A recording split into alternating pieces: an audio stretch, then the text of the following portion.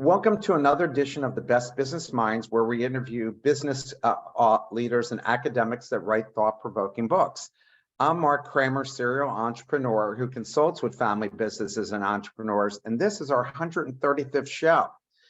Today's guest is Kelly McDonald, author, How to Work with and Lead People Not Like You. And so that has been an ongoing topic for at least the last 5 years, and people are finally realizing the importance of this, and companies are strategically are using this as a way to strategically move the company forward and make significant progress. So Kelly, first of all, let's talk about your professional background. Okay, I'll make it quick. I am a marketing person by training. That's what my degree in college was in. And for 25 years, I ended up working at global ad agencies, working with major, Fortune 500 brands and stuff. And so that's where I really got my sense of research and consumer trends, and really the importance of keeping your finger on the pulse of what's going on out there so that you can do a good job for your clients in terms of advertising and marketing. And that served me well then when I started to do professional speaking and then writing, is because it's all research based and it's about what's happening right now and how it affects business. How many bestsellers have you written? 4. Wow, 4. Congratulations. Thank you. Every single one of them has made the best-selling business book list for the year that they were published, and it's been very gratifying. Oh my gosh. Well, that's fantastic. And what drew you to marketing? I think it's really, when I was in college, I was studying marketing. And then of course, when I started working in marketing, I think it was always about how can we make people want to buy something? What are the consumer insights? What are the values? What are the things that make somebody go, that's for me? And, I firmly believe that people don't buy products or services, they buy solutions. And so from a marketing standpoint, how do you position your product or service in a way that solves a problem for somebody, not just buy this stuff, And I was very intrigued by the consumer insights and the values behind that, because that's what really motivates someone to buy, is when you tap into their values or tap into a problem that they're having and solve it for them. Has most of your marketing work been on consumer products? Yes, most of it has. Some of it's been B2B, but most of it's been B2C. I'm a serial entrepreneur and I've started over 25 ventures. And even when you think the market wants something because you're solving a problem and you interview them, it still might not be something they're willing to even buy. Correct. You don't know what, how many CMP brands put out things that they've done massive amounts of research and then it still fails. And it flops, yeah. And I think that's where, there's something that in that consumer insight in that research process that was slightly flawed, but that slight flaw or maybe it's not even a flaw, maybe it's just the right question wasn't asked the right way with consumers to get the right answer. And that one little thing can just, kill it. That actually happened to me, and then we'll jump into your book, where I started the first insurance product to insure small business bank accounts against cyber theft. And 2 major insurers had invested me. So now it's 10 years ago. And they thought it would be so big. That's why they teamed together, and they even put a ceiling on what they could buy the business from me. So we went out there and I was featured in the Wall Street Journal, Fortune, Forbes. I was on Fox News. And Intuit picked us as one of 3 products that they were going to market. And we sold really nothing. Sold 53 policies. They were only $100 to $178 a year. Humbling, $10,000 to $50,000. It was like the price of a hockey ticket. And nobody could figure out why. And it took me about 9 months to realize that our survey was flawed. That the question we asked is cybersecurity a problem that companies should be concerned with, and everybody was, every survey went higher and higher. But then when we asked later, when we weren't signing, is cybersecurity an issue for you? The answer was only 7% said yes, 93% said no. Right. We immediately ended the company because clearly nobody was going to be buying this product because they didn't feel that there was, it wasn't going to happen to them, even though we had tons of stories that happened. So it's interesting. So why did you write this book?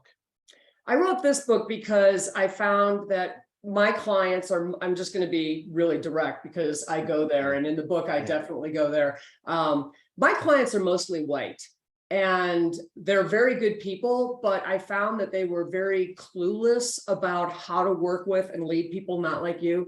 And there was also a little bit of a fear factor, Mark. You know, there was a little bit of this undercurrent of, we don't want to say or do the wrong thing, and we're so afraid of that we're not going to say anything, you know. And I feel like that is so wrong for business, that we have to be able to talk about the things that are meaningful and important regarding business. And there are ways to do that. And there are ways to bridge gaps between people who have different perspectives, different backgrounds. And that's why I call it people not like you, not just, you know, it's, to me, it's not just race, ethnicity, age, you know, generational differences, gender, and sexual identification. To me, diversity is any way you could be different from me. So, for example, an introvert is different than an extrovert. And if you're an extrovert like me and you're working with an introvert, you can't just, you can't just tidal wave them. They don't respond well to that. Right. And, you know, I just found that there was a lot of interest in the diversity within the workplace in terms of even diversity of thinking. And at the same time, some trepidation about, how do I do this without stepping on a landmine? And so that's what motivated me to write the book. And who are you targeting with this? Who are you hoping is going to pick this book up and really utilize it? And it's a fantastic book. Thank you.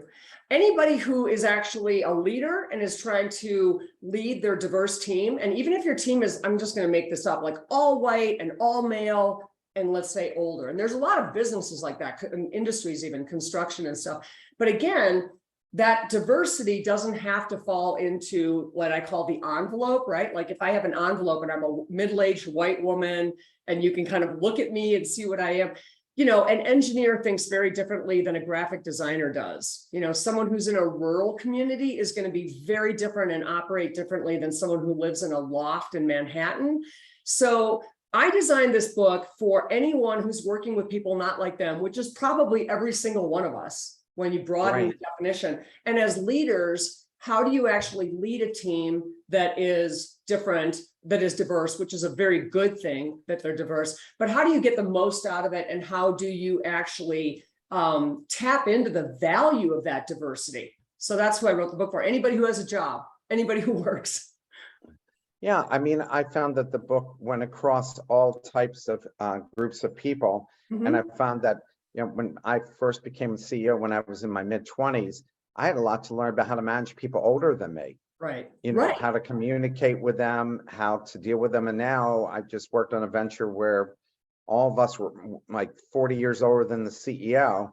And he didn't really know how to communicate with us. You know, the things that he was telling us were like, you know, we need to focus on this. And we were like, oh, come on, we've all run companies. We're all pretty focused on that. He didn't know how to deliver the message in a way. And speaking of that, I mean, in this book, and what I talk to people about when I'm on stage, I'm a professional speaker as well, is people are struggling for what I'm going to call the script. Okay. Like again, I said, they're so afraid of saying the wrong thing that they'll say nothing. And when you're working with people who are not like you are going to have different perspectives, different opinions based on your backgrounds, based on your work experience, you know, all these things that shape us. And so I teach people better ways to communicate. So just a quick example is I was taught when I was a child that if you and I don't agree, Mark, okay, let's just say we don't agree. We just can't come to terms on something, that I was supposed to say to you, let's agree to disagree. That those are very polite words. Let's agree to disagree. The problem with that phrase is it doesn't work. It doesn't work because it kind of comes across a little smug, like clearly, Mark, you're too stupid to see that I'm right, you know, like that. But also, think about that way. Yeah. More importantly, it's a conversation ender, because if I say, Mark, let's agree to disagree, and you say yes, we're done.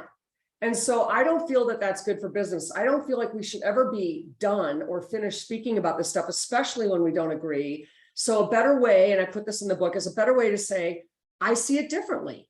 I see it differently is not combative or antagonistic. And I'm not even trying to persuade you over to my point of view. It's a simple declarative statement. And I promise you that if I were to say to you, Mark, I see it differently, you would come back with something along the lines of, well, tell me how you see it. and it's not a conversation ender, it's a conversation extender. We still might not ultimately agree, but we're going to get further into our thinking behind what we believe and what we feel and think. And I think that's good for business. So the book is full of these like little tips and tactics like that people can use to effectively lead and work with people and not get in trouble for saying the wrong thing, or not get into a pointless argument, or not end up with a conversation ender. I have to say, one of the things that struck me about this book is that everybody should be reading around the globe, because politics and everything, like we all have more in common than we think. You know, when I meet people that I have a different point of view, I try to find the common ground as Always humans. there. Yeah, It's like, oh, always you're there. a baseball fan, or you're a football fan, or Or whatever do you have that may be. children, or what do you like to do on the weekends? I mean, there's always more that unites us than actually that divides us. Yeah, absolutely. And we'll talk more about that as during this hour. So what's your definition of a diverse workforce? My definition of diversity is any way that you can be different from me. So, you know, you asked when we were chatting before we went live here if I had children, and I do not. And so most women my age do. And my point on that would be, you know, I can talk to another woman who's white, my same age. Let's say we live in the same zip code. Let's say we make the same household income. And on all of these demographic factors, you know, race, age, income, geography, all these things, that woman and I would look the same on paper. But if she has kids and I don't, we're going to be really different, right? The way that we prioritize and make decisions. And that has nothing to do with race, ethnicity, age, you know, generations and income and things like that. So my definition is any way that you could be different from me. And when you think about that from a workforce, you may have a diverse workforce with all different kinds of backgrounds and all different kinds of people. Or like I said, going back to that example of, let's say, a very heavily dominated male, white, older, you know, industry, you may have people who on the surface look the same and share many demographic traits, but if they operate differently. I had a boss one time who was the kind of guy who really needed to ponder information. If I wanted a decision from him on Thursday, I had to get with him on Monday so that he had a couple days to think about it. And then other people that I've worked with are like, ready, fire, aim, you know, like they don't need any time. So all these different ways of thinking, the different ways of doing business, whether someone is risk averse or a risk taker, introvert or extrovert, a morning person is different than a night owl. I mean, any way that you can think about diversity is what my definition is of a diverse team. And it's always there. I mean, every single team is very diverse, even though on the surface, our envelopes might look similar. I have to say, I fell into the trap when I was selecting your book, thinking, oh, all right, this is a book about diversity when it comes to minority hires and so forth, and why this is important. And so I said, well, you know, we need this as part of the conversation. And then, of course, I read the book and found out it was way more than that, and hits, you know, more topics and more important topics because of people being so different culturally and all the things that you've already mentioned so far, and companies realizing that, you know, when I was a kid, everybody came from the same region, you know, whoever is employed. Now you don't find that at all. You know, people come from all over the country, all over the world. And now that we've been working from home, big businesses are realizing we can hire people from anywhere. You know, you can be a US based company and hire someone who lives in Switzerland. And if they're all working from home, it really doesn't matter anymore. Yeah. And you're seeing a lot of that. And as someone wrote in here, don't forget people with disabilities, neurodiverse, etc. And so, I want to just add one thing is not everyone's disability is visible, right? So if you have severe hearing loss, you might wear a hearing device, but it's not necessarily visible to someone that there's a disability there. So I just want to even broaden that definition, because sometimes people, when they think of disabilities and abilities, they think of things that are very visible, like mobility in a wheelchair, or neurodiversity, where there might be behavioral demonstrations of different ways of thinking and stuff, but not every disability is visible. Yeah, well, you can have Asperger's or any of those things, and that's not highly visible. Right. And even some people who have it, it still isn't visible, even after some time. You just don't pick it up. Right. Aside from fairness and equality, why is diversity important?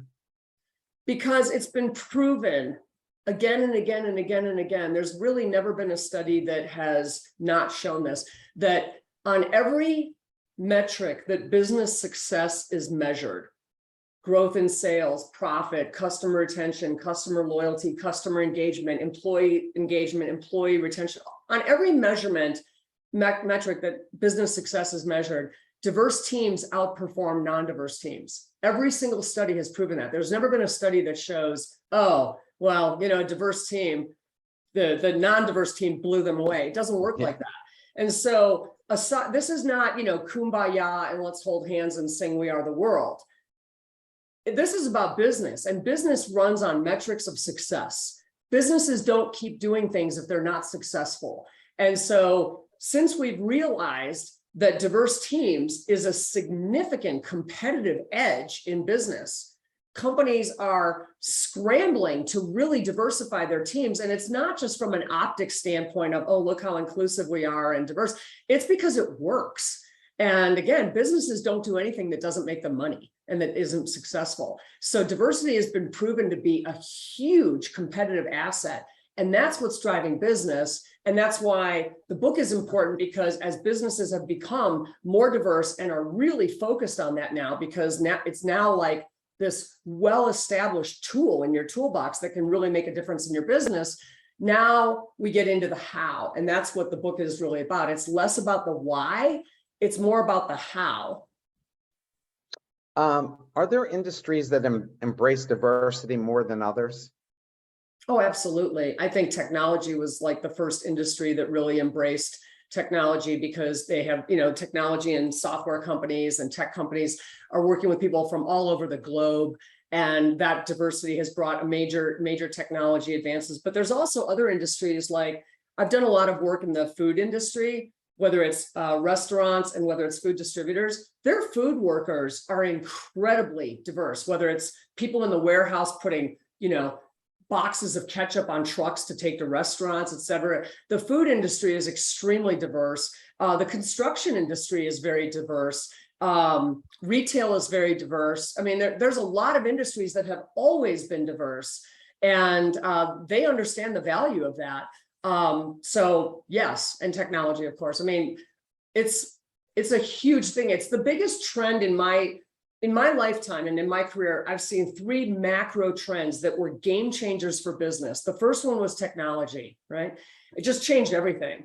And it didn't go away. We just continue to refine technology and make it better. The second one was social media, because it moved from a let's connect on Facebook and be friends to how do we leverage this in business? And now it's part of every marketing plan, and it just continues to get refined. And I feel like diversity is the third big macro trend in my career.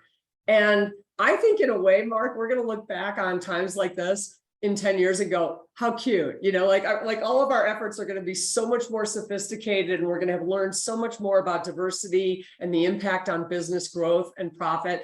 And that's what's driving this now. It's not a fad, it's a trend. Yeah, as every generation learns about the prior generation, they're like, really? Right. I mean, it took you so long to get to that? Like, that was obvious. And the difference between a fad and a trend is fads come and go, like fashion. This is not a fad. Yeah. This is a trend, just like technology and social media and digital marketing were trends.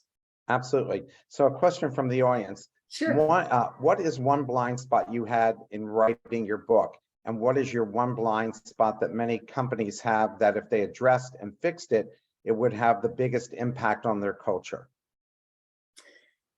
My blind spot in writing the book was that I am a white woman who's middle-aged. And so I'm not a person of color, and I couldn't talk about the experiences of people of color or any marginalized group other than perhaps women. And so I had to get some real outside help in that area to get that perspective. And it's not really a blind spot. It's just something that I wasn't qualified to write about without some outside help and advisors who were very, very beneficial to me. The blind spot in business that I see time and time again is the organizations that are successful but have a very homogenous team, right? So again, let's take financial services. financial services is changing and the workforce is becoming more diverse, but slowly. And it's still very dominated by older white men who have been in that industry for 30 years. They work at an insurance company. They're doing well. The insurance company's making money. And so the blind spot for them can be, why would we change anything that we're doing? Because we're successful. Whatever we're doing is clearly working. Why would we mess with that? And that blind spot, because they are successful, becomes, let's not change anything. And what they don't realize is if they just changed their workforce a little bit, they would even be more successful. So that's the thing that I find I have to overcome with some companies and organizations that I work with is, you are successful. That's a great launching pad to come from. That's a great platform to come from when it comes to diversity, because you're only going to be more successful. But they don't see it that way always. They don't always see it that way. Well, like you say, they always use that saying, if it ain't broke, don't fix it. Right. And how many companies have gone the way of the dodo bird, right? Sure. That, Kodak, just you can name tons of these businesses that don't exist anymore that were once high flyers because they dominated their industries. Yeah, totally dominated their industry. Yeah. How are we doing as a country with embracing diversity in areas not necessarily known for it in the South and Midwest? Well, I think business is doing a great job everywhere. I mean, I think this is, again, something that businesses and industries have been awakened to realize that it is a business asset, just like getting a new software program that's updated or things like that. You don't just languish in your business. Of course, there's regional differences that are slower to adopt anything, Mark. I would say anything, they don't move at the pace that the East Coast and the West Coast do. And I think culturally, in many cases, societies in the South or in the Midwest, their culture is just like, these are my people, right? They're not encouraged to branch out and try to make diverse friends or expand their circle and network. And so that, I think, it's not really a problem. It's just, those cultures and those communities are not going to develop in diversity as fast as other places. So I think that's not necessarily like something that's going to hold them back, but I think it's something that's real, which is like, they're a couple of steps behind just because culturally there's nothing that encourages them to expand beyond their circle. I think they are forced to do it if they think that they're going to attract industry, entrepreneurs, all these things that are going to make them more successful, because today the smartest people want to be around a diverse group of people because they find it intellectually interesting. They want to hear different points of view, and the companies that don't encourage it or don't support it, you're going to have a hard time recruiting those companies and those people to come to your region. And investors. Investors, that's a big thing too, is there are some companies that have been pushed into diversifying their teams because their investors are like, we need diversity. And so, they don't get the money that investors talk about without doing that. And I want to say one thing, if I may. I hear this expression a lot too, and it's complete bunk. People say demographics are destiny. Okay. And they say something like, well, we're not really going to necessarily have to go out and recruit diverse teams because they're just going to come to us because the changing demographics in the United States means that people are just, that it's our destiny. Not true at all. And the reason for that is good people have choices at all times, and they are going to go to the employers and the businesses that actually are more diverse and more high performing. And so if you just think that you're going to attract more diverse teams just because that's the composition of the population around you, not necessarily true. The best people are always going to have choices, and the best companies and investors are always going to have choices. And so demographics are not your destiny. This is something you have to actually concentrate on and develop. I 100% agree with you. And I remember even when I was going to school, I went to West Virginia, and they were starting to recruit people from other states because they wanted more diversity, even in the state. And I think that people just, when they hear the word diversity, they think it it's minority inclusion, but Right. what means so much more than that, and so much just as important as that. A question from the audience: how would you recommend to handle a racist, sexist, homophobic, or offensive remark in a professional way? I love this question. I'm going to give you two answers, whoever asked that. The first one is, one of the things I find very disarming is to say, I'm going to assume that you didn't mean that the way it came across, because it definitely lets that person know that they stepped over the line, right? I'm going to assume that you didn't mean that the way it sounded or whatever, and then watch their reaction. Because if it was a stupid thing to say, right? Like, it's like every one of us makes a stupid comment now and then. If it was a stupid thing to say, but not intentional, not divisive, not a dagger, then they're going to freak out and be like, oh my gosh, yeah, and I didn't mean it like that.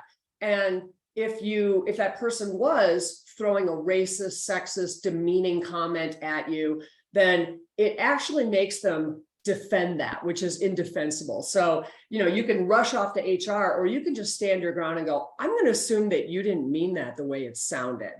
Now, I want to talk about the bystander effect, because what if that comment, let's say, Mark, that someone made a comment like that to you, not to me. Yeah. Someone made a really dismissive, demeaning, inappropriate comment to you, and I'm the bystander. I'm not the perpetrator and I'm not the victim. What is my role in that? So there's a number of different things that we can do as bystanders, because that's just as big of a wound. I mean, if we don't do anything as bystanders, then we start to hate ourselves and go, wow, people can talk like that at this company and no one will do anything, including me. So as bystanders, we can say, Mark, are you okay with that comment? Because I'm not. I thought it was really dismissive and rude. I mean, there's a million layers to this particular question, and I could go on and on about that, but it's a really great question. And I think what we have to do is call it out in that moment, whether we're the bystander or the victim. And then, of course, as a victim, most companies have a very strict zero tolerance policy on this, but you're letting the other person backtrack if they need to and apologize. And you're putting them on high alert that is not going to be tolerated. I think you had in your book, I'm reading a book a week, but I'm pretty sure it was in your book that you had an example of somebody was a star player and the organization was afraid to get rid of them and wanted it to just go away. So talk about that. Yeah, that happens with a lot of older organizations that are kind of set in their ways too, is they might have, let's just take a sales organization. Maybe their top salesperson is guilty of making occasional racist remarks or sexist remarks or demeaning remarks that the company's not behind, but they're like, well, that's Joe. He's always been like that. And, like, he's our top performer. So we just kind of let it slide. Those days are over. You cannot tolerate that as a business. Number one, the risk of litigation is too great. I mean, that person says the wrong thing, and someone's going to bring that to a legal standpoint, and it's just too risky. But also, I think culturally, organizations are realizing that if they let that kind of behavior slide just for profit and just for sales, they're just as guilty as making those comments. And it really says something about their moral compass as a company. Is like, okay, if you make enough money for us, any behavior goes. And most companies are not willing to do that anymore, but they're having to take a hard look at that and have those conversations with a top performer and say, look, you're entitled to think whatever you want to think, but at this company, here are our values, and here's how we respect each other, and here's how we perform with each other. And those kind of comments will not be tolerated anymore. Are we clear? So you can think them in your head and do whatever you want to do, but we're not going to operate like that. And you need, if you want to remain a high performing person here, you're going to have to change your behavior. And are there any questions about that? I mean, like, lay it out, because you're complicit as an organization if you don't. Listen, we've now seen this just recently with Kanye West and Kyrie Irving, Right. where these guys were making boatloads of money, endorsed companies. Yep. I mean, Kanye West, those companies have to restate their financials and let go of significant product. number of people because they're not going to be producing his shoe anymore. I mean, like I Right. read in the Wall Street Journal, you know, these guys, I mean, it was a hard pill to swallow because they were thinking, is there any way to get him to apologize? And come on, Kanye, you got to do the right thing because this is really going to financially impact us. People are going to lose their jobs over this. And he refused to. And Right. Kyrie, it took a long time to get him to come around. And Nike basically said, hey, we're done with you. You know, this is not what represents our brand. And I would go one step further on that, which is even if that, you know, even if those two individuals had apologized, it's sort of like, you know, Johnny, tell your sister you're sorry, right? Yeah, it's right. Performance. It's not an actual sincere apology. So I believe that those companies, they were definitely in a tough spot there, but they all made the right decision, which is we're not going to tolerate this and we're not going to stand with this person. This person is not going to be affiliated with us anymore. We don't value that. We don't agree with that. We don't support that. And we're cutting ties. And that sends an even bigger message to the public, which is, you know, anything can happen. Kanye's a loose cannon. I mean, the stuff that comes out of his mouth. And even if he did apologize, when would the next time be, right? I mean, because he is a loose cannon, no filter. And so I think while those companies definitely took a hit, what they are absolutely going to regain is consumer loyalty and admiration and respect for doing the right thing. Because can you imagine if they didn't? Can you imagine if they didn't? Then all of us would be going, are you kidding me? Yeah. Kanye can say those things and he's on your shoes and you're okay with that? I mean, companies simply can't risk it. And those companies that are being affected by this, like Nike was one of the first major companies to have a diverse workforce and to develop diversity marketing, not just in different kinds of sports, but women's sports and, you know, youth sports. And they have been a cheerleader of diversity for decades. So this is completely counter to their entire business value and their mission and their corporate values. And so, you know, you're better off taking, like you said, the bitter pill and swallowing that, but doing the right thing because people have long memories when it comes to corporate behavior, long memories. And you know, I'm 61 and I remember getting grad school in the late 80s when the Tylenol scare and the Exxon Valdez oil and the companies who did the right thing, they, you know, it was a short-term hit for long-term gain. I mean, people looked at them totally different when Tylenol came out and said, oh, we're taking responsibility. We're going to do this fix. Even though it wasn't their fault. Yeah. But when the companies, when people don't take responsibility, immediately people over time saying, I don't want to be associated with that. And what does a company stand for? You know, companies spend a ton of money on their branding and their mission statements and their values, and they recruit that way, and they support philanthropic efforts that way. And if you don't stand for what you say you stand for, you're an imposter. I mean, you have nothing then. You have nothing but a product, but you don't have a brand. So I think when you talk to really, you know, smart, talented people, they're like, I don't want to be a part of an organization that acts that way. We have another question from the audience. What do you mean by that is another way to ask for clarification that can disarm people as well?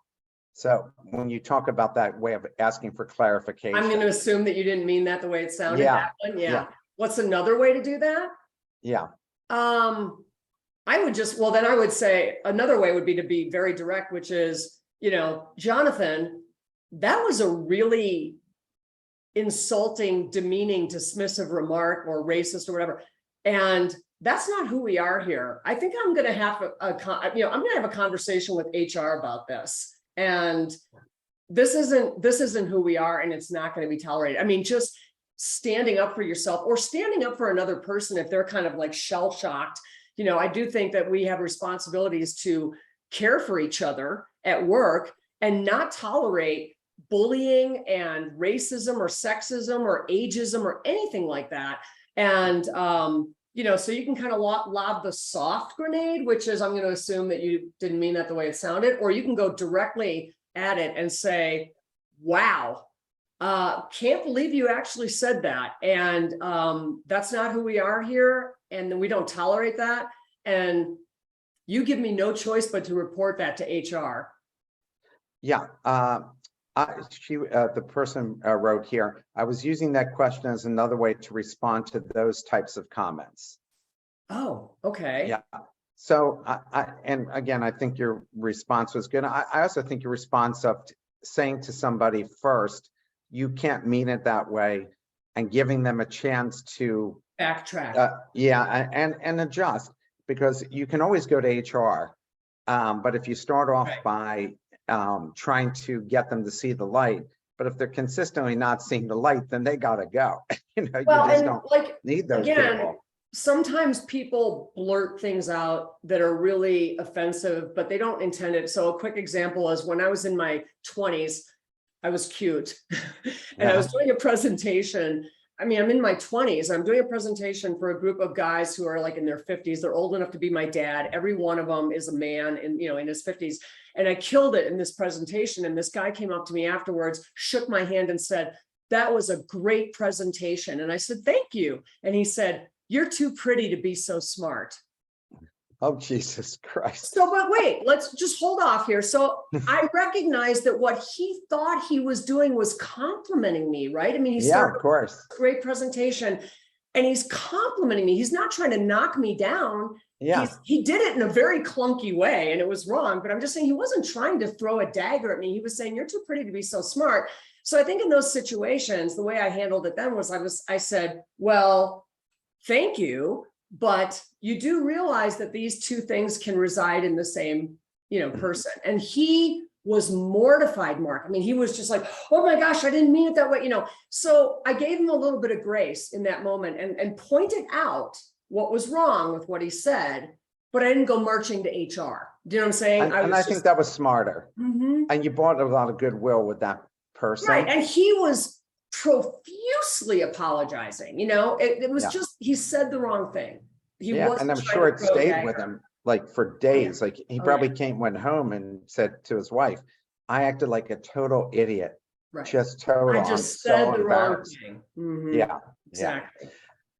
Generally curious, what do you feel is about sales that's so easily seen as a trope of sorts? As a what? Trope. Trope of sorts Yeah. in sales? Yeah, you know, I guess because, you know, you use that sales as an example, because a lot of times companies, they'll protect the salespeople. You know, the example of the top performer. Right. I guess I'm not understanding the question because I kind of would go back to the same answer. Is it a different angle on the question? Help me Well, out here. I think, you know, looking how they protect the top performers, you know, Mhm. like companies hate to lose top performers, right? Right. So Right. they'll go out of their way to go and say, "Look, make this thing go away," like you said in the book. Right. You're in there hoping the person is like, "Hey, you can work this out, because we certainly don't want to lose this top performer. Mhm. Maybe we even have to ship them to a different Right. office or whatever." That happens a lot, and that doesn't make the problem go away. What I would say is when organizations are working with all of their employees, including those top performers, everyone should hear the same message the same way, right? So that company should be communicating, we are a diverse and inclusive and respectful organization. We operate on respect. And so the thing is, everybody can get behind respect. There isn't anybody who's like, "I really like disrespect," you know? And so if we put that in there, then when someone does, like that high performer says an inappropriate thing, the company can then go to that person and say, you know, "Steve," or, you know, "Marilyn," or whatever the person's name is, "We've talked about this, and that's not who we are at this company. What you said was not only, you know, inappropriate and completely out of line, it was disrespectful, not only to the person, but the entire organization, because that's not who we are here." And so that person gets a warning, right? It's like a significant warning, which is like, "We're not here." And then if it happens again, then it becomes, "Marilyn, we've talked about this and we're not seeing any change. So this is a problem." And you're either putting them on notice or you're dismissing them. But if everybody hears the same way and it's rooted in professionalism and respect, then respect, of course, transcends every kind of diversity. Just it's about being respectful. Yeah, I remember the Eagles had a wide receiver who said a racist remark, and they fined him and they suspended him. But I had to say that you needed to make, and he was a good receiver. You had to make an example of him. I mean, it just was like, Right. hey, that's a no, we cannot Shame on tolerate it. you. Yeah, yeah, A yeah. slap I on the mean, hand. and he apologized to his teammates and everything, and the teammates eventually accepted. But you'd been better off just saying to him, no matter who he is, even if he's the That's not top who we player on are. the team, you're done.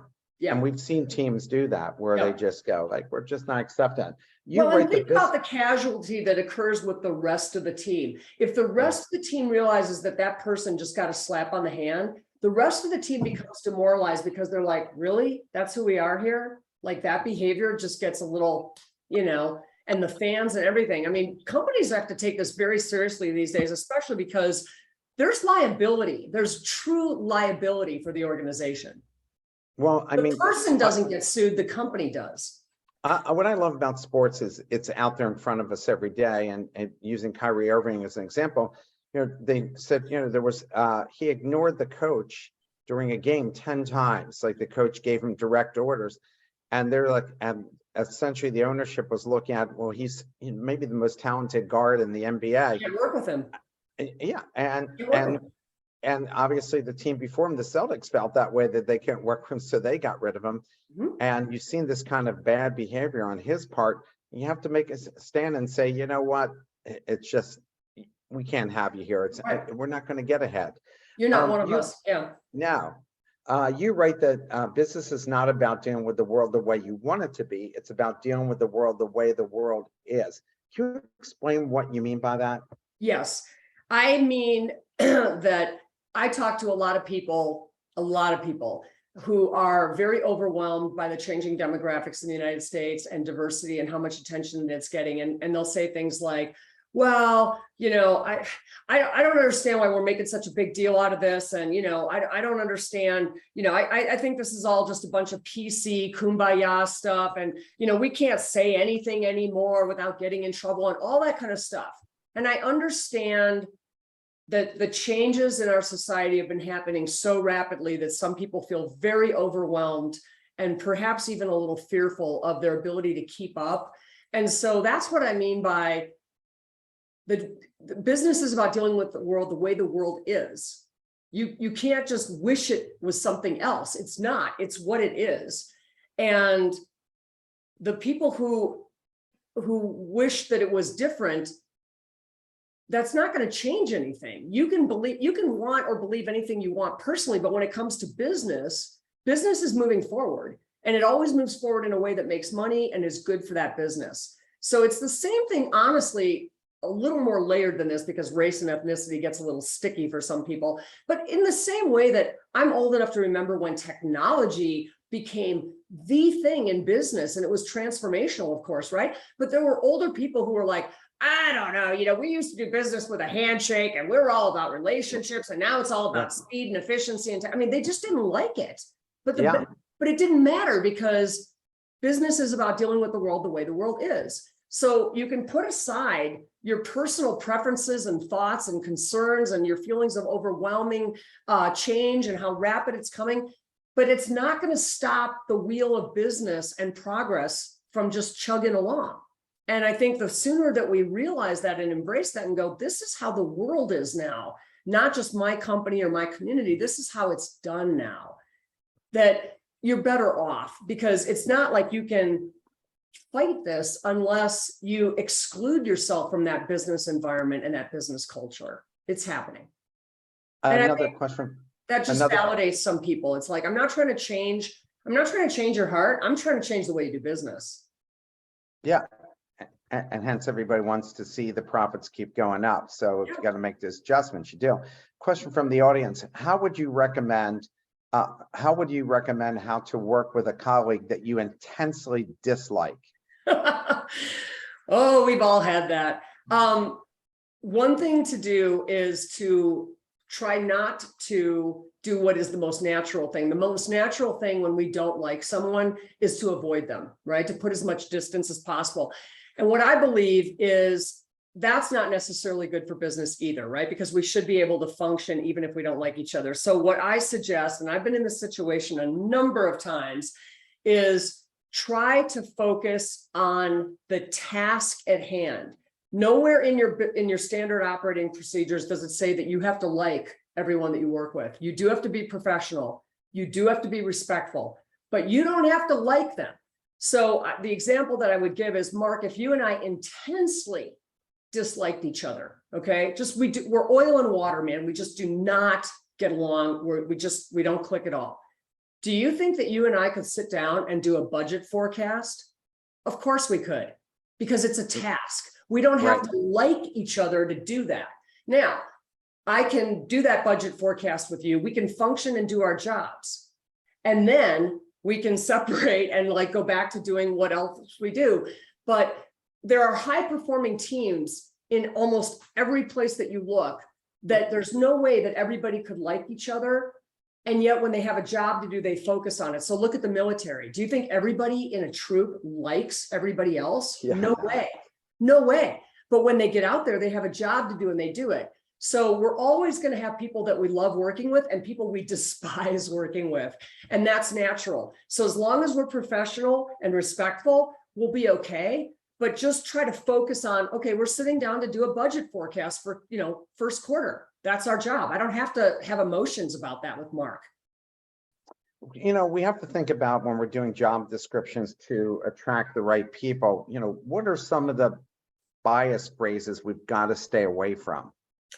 Well, and that's a really good point, because a lot of job descriptions were written ages ago and then people like shelved them and really haven't ever looked back at them. So here's a couple that, that I would recommend, and they're in the book about, staying away from is, for example, don't say clean shaven. The candidate must be clean shaven, because that automatically eliminates most women. We don't have hair on our face, So a better way to say that would be must have a neat and tidy appearance, right? Or even the standard must have 3 to 5 years of experience. That eliminates people, because if I have 7 years of experience, you just told me I'm overqualified. A better way to say that would be must have a minimum of 3 years of experience. Or what about, must have own car? Why? Lots of people don't have a car, especially young people. They just Uber everywhere they go. A better thing would be to say must have reliable transportation. That transportation could take a number of different forms. And I think there's other things that are really starting to be red flags for people when it comes to job descriptions. When companies say things like, we're a family here, a family environment. What people are reading into that is like, oh, so we can bicker and be abused just like our families are difficult, or duties that are over and above the core responsibilities. People see that as a flag of like, wow, I'm going to be working a lot of late hours. I mean, there's just some things that when you're thinking about your job descriptions, try not to, eliminate any group. And things like must be a native English speaker. Why? Why couldn't it be must be fluent in English? Why do I have to be a native English speaker? Isn't really fluency the thing that you want? So there's a lot of things that are in job descriptions that have been languishing like that for decades and nobody really thought about it. So, we have to be careful of those things and broaden the lens. Yeah, you know what? I didn't think about the family-oriented one. Mm-hmm. I was just reading an article the other day and I did a post on LinkedIn about like the red flags that especially young people perceive as the language in job descriptions or company descriptions that people are like, whoa, it's a serious red flag. And then they share that online and they're like talking about it. Yeah. Oh, yeah. Why do women typically only apply for positions where they meet 100% of the job's criteria? Is that really still true? That's really true. Exactly. There's studies that show that if women, here's the job description, let's say it's 10 characteristics or skills that you have. And if women look at that and they feel that they don't have all of those skills, they will not apply. They will self-edit themselves out of that job opportunity. Whereas men, and studies show this, men will go for it even if they're missing like 60% of the skills, they'll just still go for it. And I don't know why, some of these research things, we know what, but we don't know why. I'm going to take a hypothesis and say it's a confidence thing. Perhaps men are sort of like a little bit more alpha and they're like, yeah, what have I got to lose? I'll go for it, right? I'll go for it and see if it works. Whereas women, I think, take things more literally and they look at a list like that thoughtfully and they go, oh, see, I'm not qualified. I have 9 of the 10, but I don't have all 10. And so one of the things that we have to realize is that we want to look at applicants who are we want to make the application process as comfortable for people as possible. And so if there's a list of criteria, we might say, a better way to say it is, here are the professional requirements, okay? Because, you know, like if you're a CPA, then you need to have a certification that you're a certified public accountant, okay? Like that's not wishy-washy, right? So here are the requirements, and then here are the skills that would add value to that, you know, additional preferred skills. But you're not saying we're going to rule you out if you don't have those. We're saying additional preferred skills. So the core skills are the core skills, but almost all job descriptions have some things in there that would be nice to have, but they're not required. What should the composition of the interview team look like when you're interviewing a candidate? Thank you so much for asking that question, because it's really important.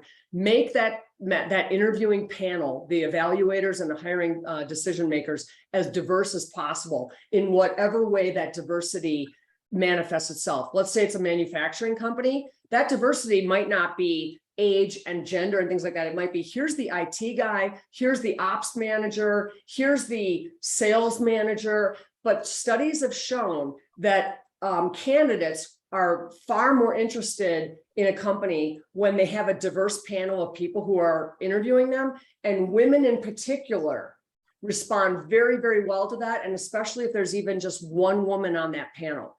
So again, it can be racial, ethnic, age, gender composition, or it can be aspects of the company and roles and responsibilities that are the diverse things. But people actually get a much better picture of a company, and they feel much better about joining a company. It's more attractive to them when they are interviewed by a diverse panel. How important is it for minority candidates to have a mentor, and what makes for a good mentor? I think it's very important because anybody can benefit from being a mentor, but many people of color and minority and diverse employees and candidates don't have the connections that other people have, right? So maybe they didn't grow up around a golf course and playing golf with somebody. Maybe they don't go to church with the same, you know, types of people that are at the company. Business operates a lot on networking and connections. And so if those networking and connections aren't there, there's a gap. And I'll give you a quick example. A friend of mine is a Black woman professor at the University of Utah. And very early in her career, her manager was white. Very early in her career, her manager called her into her office one day and said, "Hey, this person is going to be retiring in 6 months. Do you want their job?" And my friend said, "Yes." And she said, "Okay, we've got 6 months to get you ready. Here's what that means. You're going to need to be on some committees, and you're going to need to meet some people and be exposed to some people who will be part of that decision-making process. So getting on these committees, I will help you get on these committees, and I'm going to make some introductions to you where people can get to know you, so that when the decision's being made, they're not going, 'I'm sorry, Joy Pierce, who?' Right?" And so that's what a good mentor does, is they open doors for people that those doors might not otherwise be open. Aside from being good counsel and being a good listener and helping them through the day-to-day things that they want to just bounce off of somebody with more experience, though the best mentors are the ones who look at the opportunities ahead for someone and say, "Let me get you ready for this," because it's not just going to happen by osmosis, you know. And decisions about putting people in key positions happen behind closed doors. So if there's nobody advocating for that person, if I say, you know, Marcos would be a really good person to be promoted to the warehouse supervisor, and all the other people in the room go, "Who's Marcos?" Right? It's tough. But if I've made opportunities for people to hear about Marcos's contributions and performance, then they go, "Oh, okay. I mean, this isn't completely new information." So it's about advocating and opening doors. You know, it even works that way in the military, that if you talk to people who become generals, if they didn't have supporters, no matter how talented they were, it just doesn't happen. You don't end up becoming, it's very political. It's not based on. You gotta have people who vouch for you and who can actually advocate for you based on their actual experiences, not just like, "Hey, I like this guy." Yeah, without question. In the book, you mentioned that white colleagues often feel uncomfortable talking to minorities about their experiences, and that minority colleagues often welcome the chance to educate white colleagues on what they go through. What's your advice to encourage open conversation? And I mean two-way, not one-way, but Right. two-way conversation. Many white people are very uncomfortable hearing people of color's personal experiences or life experiences or business experiences, especially if they were difficult or really also often traumatic. Because for many white people, and I would say most white people, those things don't happen to us, right? They just don't. So what happens is when those conversations start taking place, and let's say a person of color or a diverse person starts talking about how they were treated or a situation that happened to them, white colleagues start to squirm, okay? Because what we're hearing is so awful, but it's also not something that would ever happen to us, and we know that. And so it's like, okay, here's this person who's been traumatized, and yet I don't know what that's like. That didn't happen to me. And so what happens when we feel the squirm is that oftentimes the white person's response will be to actually try to downplay it because it's making us squirm so much that we don't know what else to do. And so we'll say things like, well, that was a long time ago, Mark, that wouldn't happen today. Or, well, you were just working with a really bad group of people, not everybody's bad. We end up refuting their experience. It sounds bad, you just saying that. Absolutely, because we're refuting somebody's real life experience, right? Or Yeah. downplaying it. And I feel like that's incredibly dismissive, because here's somebody who's actually sharing and saying, hey, this happened to me. How can we make sure that that doesn't ever happen at our company? Or, what steps can we take to make sure that we are inclusive, et cetera? And as difficult as it is to hear those awful things, we have to settle into the squirm. We have to be able to just listen and not interrupt and not refute it and not downplay it. And in fact, lean in to listen more and say, if you want to tell me more about that, I'm listening. That just sounds absolutely awful. And if you don't want to tell me anything more about that, I understand, or I respect that. Because I feel like if we're squirming, we're actually getting somewhere. And it's incredibly uncomfortable. I mean, you have to really just steel yourself, because I've heard some things that are just absolutely horrific. And I can't believe that they happen, but they do. And so it's not up to anybody to say, well, that wouldn't happen anymore, or you shouldn't feel upset about that. Oh my gosh, my boxing coach, I'm a boxer, my boxing coach is Black, and we talk a lot about race. And the boxing gym that I go to is in a strip shopping center where there's a lot of, retail, and there's a Joanne Fabrics right next to the gym. And no denigration to Joanne, but their core demography and their demographic target is like a lot of older women who do crafts and things like that. Right. And he was telling me one day that whenever, and he's 49 years old, and he said, when I walk out of the gym and it's dusk, I hear the locks clicking in the parking lot. And I said, are you kidding me? And I was kind of like, oh, come on, don't be so dramatic. And he goes, Kelly, every day. And I kind of pushed back at him, and I was like, really, a 49-year-old man walking out of a gym with a duffel bag, clearly dressed in gym clothes. And he said, every day the locks click. And I said, why? And he said, I guess they think I'm going to carjack them. You know what? That does not happen to me.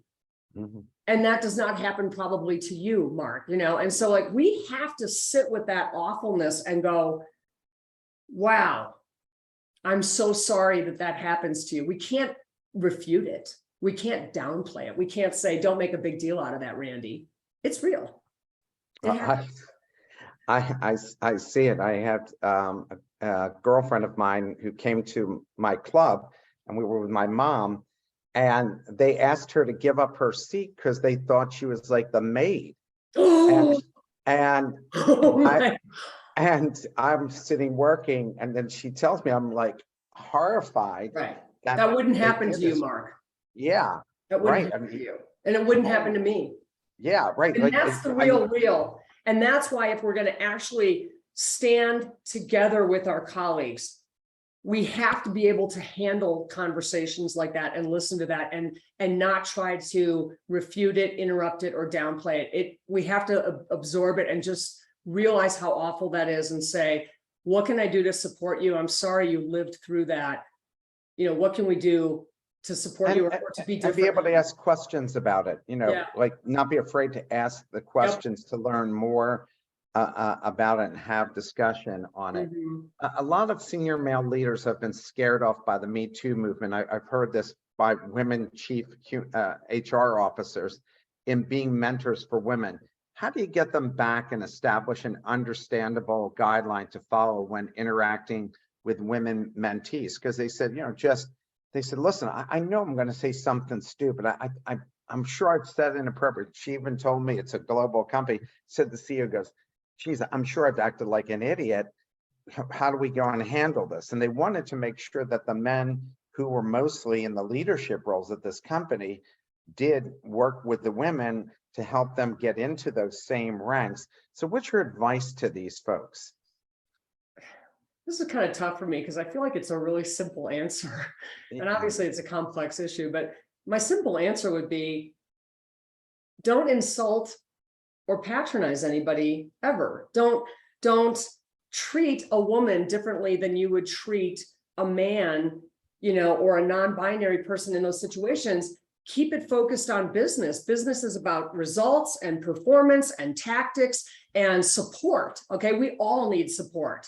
And so I think if you're just driving down the center lane of like, how can I help you? What are you struggling with? Let's talk about that. What are you running up against that is difficult for you to, break through? And let me tell you what my experience was with that. And let's talk about how we can move forward with that. That's what mentoring really is. I don't feel like it has to be tailored to a woman. I feel like, and there's probably women who would disagree with me because there are differences between men and women. Women have been found to be more nurturing and better at like consensus building. But in terms of being like sued for an inappropriate comment, I feel that it's not that hard to just have a professional conversation that's straight down the center lane. And the best way to approach conversations is to ask your mentee, what can I do to support you? I'm here to be your advocate and to help you move ahead in this organization and achieve all of your goals and objectives professionally. And how can I help you? What are you struggling with? We all struggle with things. Let's work on that. How is that gender specific? Kelly, I'm probably going to take some flack for that. But I hate to say we've run out of time. We could have spent like a couple more hours with days. you. And you were right that we didn't get to ask all the questions that I had put forth, but it was a fabulous conversation. Thank you. I would definitely want to have you back next year to talk about one of your other books or whatever the newest book is, because it was just an amazing conversation. I thank everybody for participating today. Thank you to the audience. Yeah, great questions.